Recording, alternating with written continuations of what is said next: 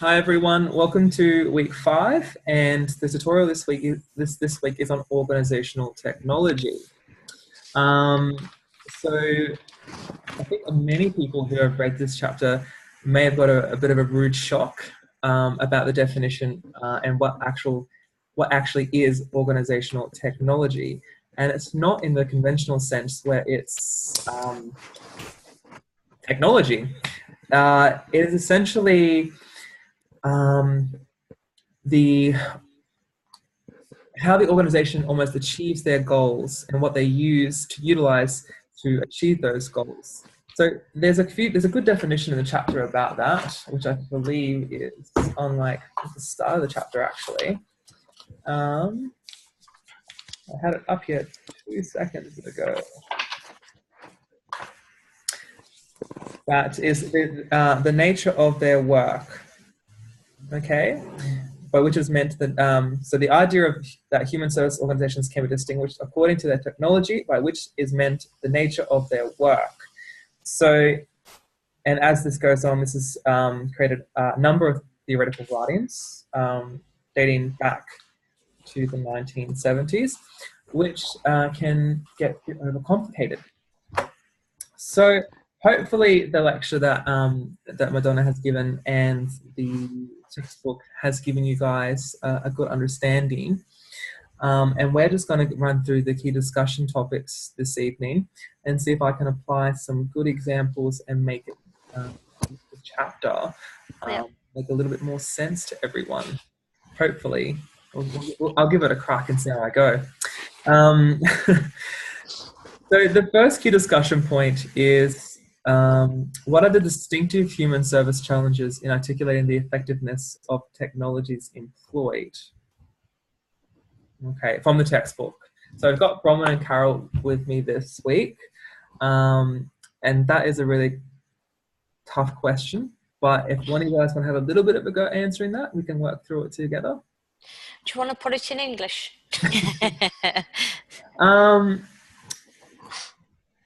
So this is essentially asking you what's difficult about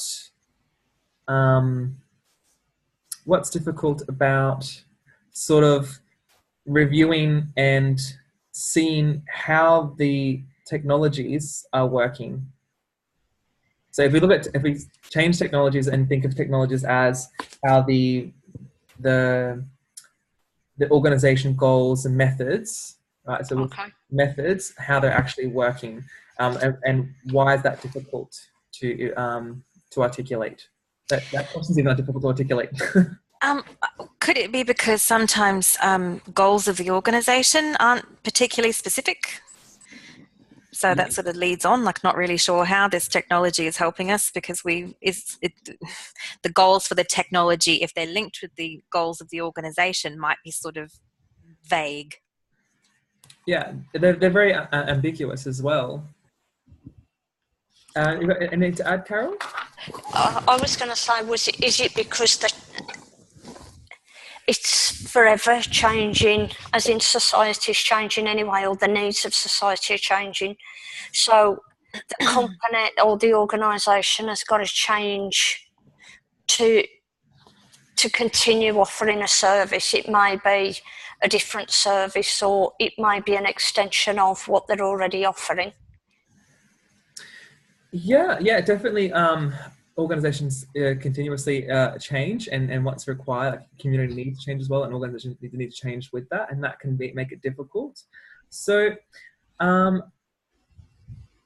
so there's a good table that is summarized really well in the lecture, which is the dimensions of human service technologies. So if we were to look at, let's just say, just one-on-one counseling. Yeah. If one-on-one counseling is a technology of an organization, how do you really articulate, or how do you demonstrate that the counseling is effective? Yeah. Performance. I don't know. These 6 people didn't come back for more counselling. I helped them. Yay! I'm not sure. They didn't come back, so therefore you were doing a crap job. Didn't help them. Yeah. Well, that's it, isn't it? So that in itself is a difficulty in articulating the effectiveness of the technology, because how it's hard. I mean, you have your case notes, but you can't. I suppose you can redact information and say you can have self-evaluation tools, but again, confidentiality reasons, you can't share all those information. If I was to give it the example, in the home care program where I previously worked, we were predominantly outreach. We did have sessions in the centre, but they weren't in the therapeutic context. So we'd have outreaches. How we would measure that would be, did the person remain in their current accommodation? Right? Yeah. So were they evicted, were they not evicted? And that is sort of at the end of a program when you close a file. And again, this just, opens up a whole nother kettle of fish, because so many times people would just, we had access to brokerage, and so many times the client would have their rent paid and then stop engaging. Yeah. And you had no way to measure that. Yeah. So it's having your key performance indicators on what you can measure and what you can't. Yeah, so if you were to look at it in the sense as technology, an organization employs different technologies. So if we look at, to say, service delivery, if that's a technology, if that's something that's employed by the organization to reach its goals. Yep. And you have, outreach, one-on-one counselling. You can do telephone counselling. You can have Skype. You can have Zoom. Yeah. Whatever method it might be to assist technology within technology. That's what I'm oh my head.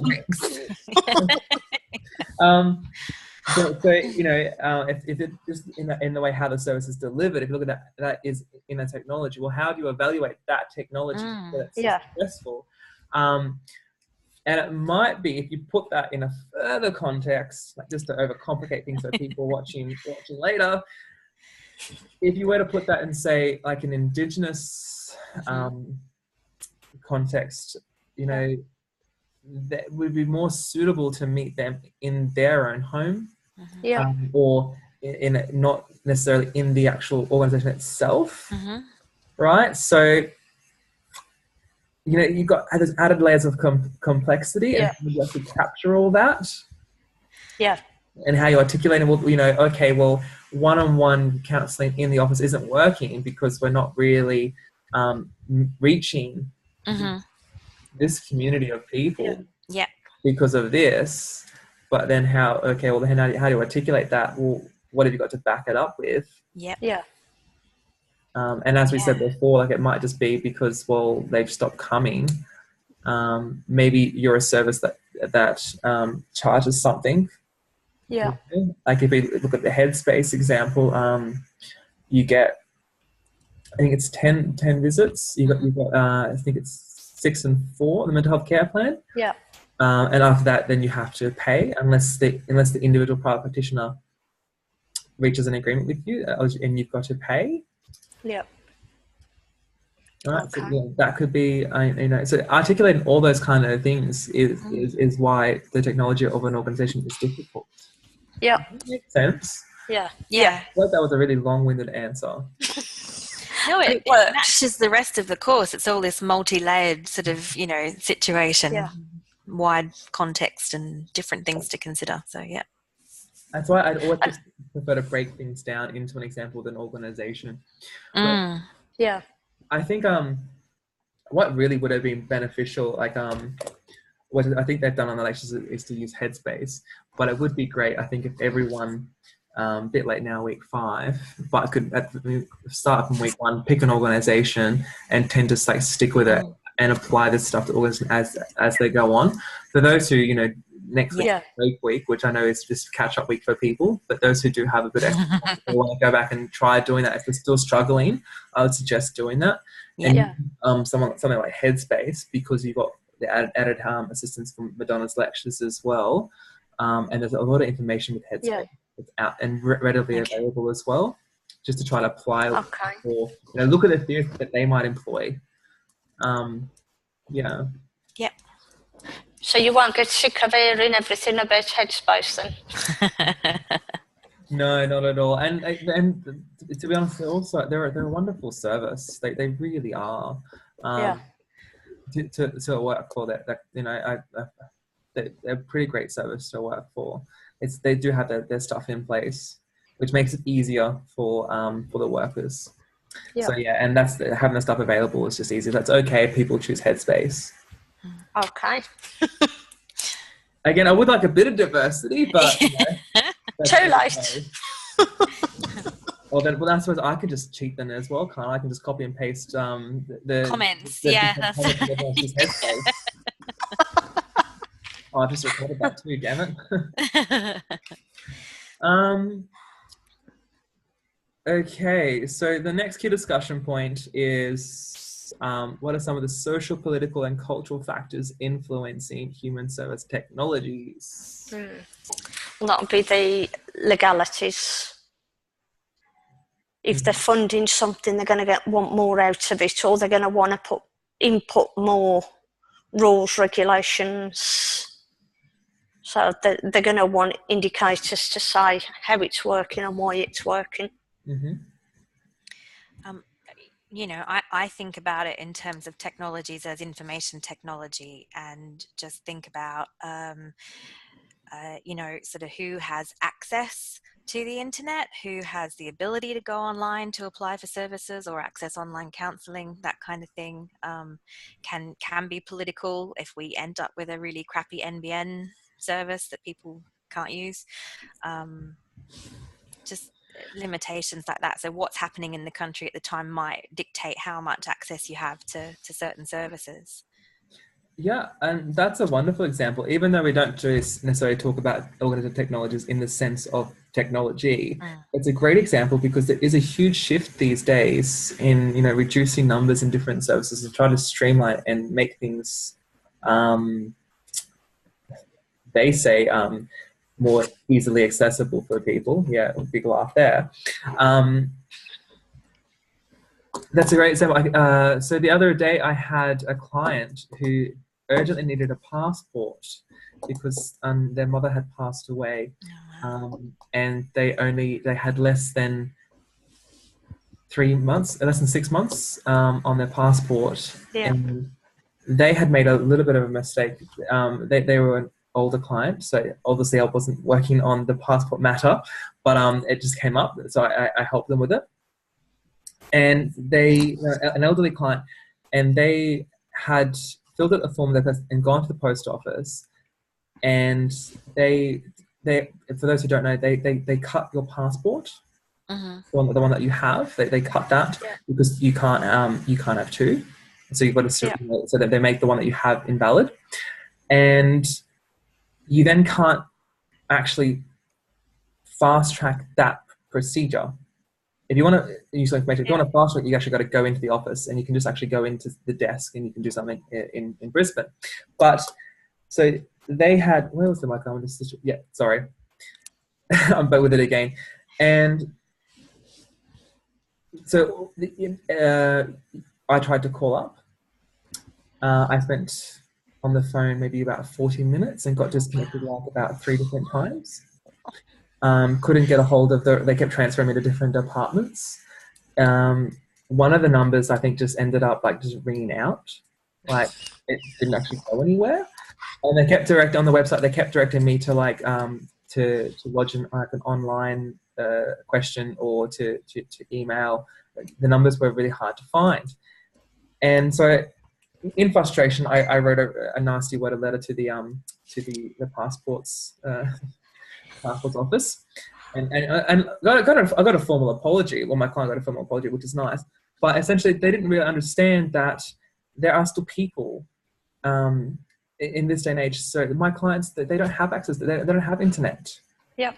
They're an elderly couple. They don't have internet at home. They don't even have mobiles. They have a home phone, and they have a fax. Yep. So if I have to get anything signed by them, I've got to literally to go to them and get stuff signed, or they've got to come into the office, or I've got to fax it to them. You know, and so there is so that's just to follow up another example there, Bronwyn, that like we're so rapidly changing, but sometimes, you know, society and communities aren't there, you know, aren't where organizations sort of are. One of the clients I went to last week, she had some sort of dongle or whatever from Telstra, which she can connect to a computer, but there's not enough. It was something like 8 gigabytes a month was all she was getting. So then she got a new SIM card to get online, but to register the phone online, you've got to have the internet. And she was like, you know, she's an older lady, and she was like, what have I got to do? And she waited for me to visit, because then I've got my phone and I can register it on my phone. And that's how we did it. But I thought that, like you said, the technology is too advanced and it's leaving people behind, because you can't even register the basics without the internet. And like you said, most of them haven't even got a phone. Yeah. So it's, yeah. It's really, it always constantly frustrates me. Even like, just off topic a little bit now, what really one of my pet hates with that is you'll see all these offers that go around, even by like telephone providers, other providers, you know, online discount, you know, that really bothers me. That really bothers me. And I've never actually, if they say online only, and I've always got the online price, because I swear that, you know, that must be breaching some sort of, you know, Australian consumer law there. Anyway, I think we answered that question. Yep. I'll watch it. I've never watched one of these back. Maybe, probably for good reason. I'll get the feedback at the end of the course, and then I'll know where I've stuffed up. Next point. So reflecting on AS code ethics and the guidelines in the reference list. What values and ethics, how they influence these technologies, and how we employ these technologies? Well, you know, I think following on from the client that Carol was talking about, you know, respect for persons mean that you've got to make sure that the technologies your organisation is using is appropriate for the people that you are trying to impact. Yeah. If you're putting them in a position that's frustrating them, that's upsetting them, that's making their situation worse, it's not really ethical practice. Yeah. No inclusion. Yeah. So I was having a look earlier tonight with the code of ethics, and even some of like the responsibilities, like the under the code of ethics, you know, culturally competent, safe and sensitive practice. You know, these are things that you know, that I suppose where we've got a responsibility to do, and sometimes they can be really, really difficult. Like, you know, in the culturally competent part, you know, that would be, I know a lot of people from different cultures, you know, don't exactly the same situation, don't have access to internet, to phones or mobiles, aren't interested in it as well. The other thing that I thought, was just interesting just in that note as well, was the commitment to practice competence, which can be sometimes quite difficult, as we sort of discussed. So that was interesting to point out. Any other sort of notes in that as well, guys? You want to comment? This is the great thing. It's not just. Yeah, go on. It's not just the culturally competent, I think, as well. It's not just the technology, because then it's also the added problems with the cultural, because if English isn't their first language, they've got that problem as well then. So they've got mountains to climb really just to get the basics. Yeah. And remember, so we're looking at this, we're sort of falling into this trap of looking at it as in technology, when we want to look at it as human service technology as well. So, but I suppose you could say like an interpreter is a technology that you would use to get your work done. So just keeping in mind, you may need to plan for that if you know in advance maybe that you're having a client coming in. So that kind of thing. I think you've got your head around perfectly around this, Bronwyn. Exactly, that would be a technology using an interpreter, or have an interpreter on staff. So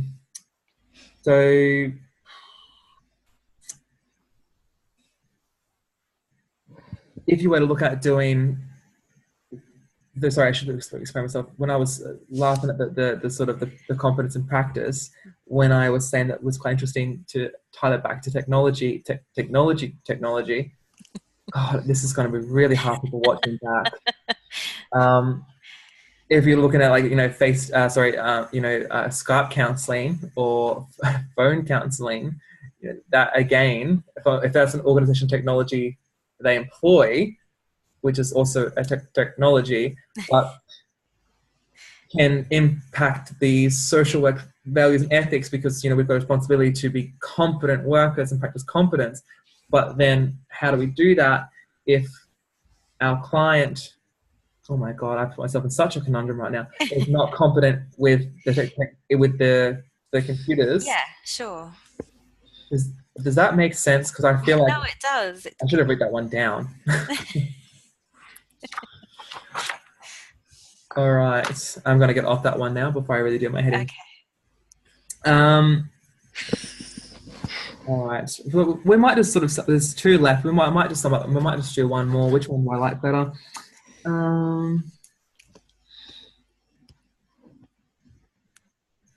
Well, they all kind of tie in together, really. So we've sort of even discussed the benefits and risks.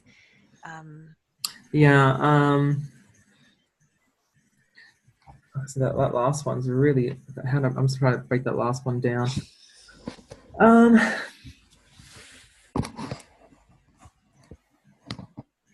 Well, see, they're really talking about now about the actual technology. Oh, no. Yeah, the information and communication technologies. Are they talking about IT in this? I think it can be both. Like the very last one, it's asking how proficient do human service workers have to be with technology. Well, you could take that both ways. Like you were saying with competence, if you're going to be offering Skype counselling, you need to know how to use Skype. But it could also be if your technology that you use to reach your clients is personal counselling, you kind of have an obligation to be fairly decent at personal counselling. Well, if you're an interpreter, you'd want to hope that you can speak, the language. Yes, and not one of those dodgy ones that kind of just crawls on stage and pretends, Yeah. They know like hello and goodbye and I'm thirsty. Where's the bathroom? That's about it. The rest of it's just interpretive dance with your hands. You know what I mean? That's sometimes I tell you. Yeah. Well, I kind of feel like we've sort of addressed that. Those last two. If you guys feel comfortable, we've addressed that. Yeah. Yep. It's probably one I do understand. All right. Well, do you guys have any general questions then before I end the recording? No, that's really good. All right. So I'll end that recording now. For those watching later, if you have any questions, feel free to put them on the Q&A and I will endeavour to respond. Thanks, everyone.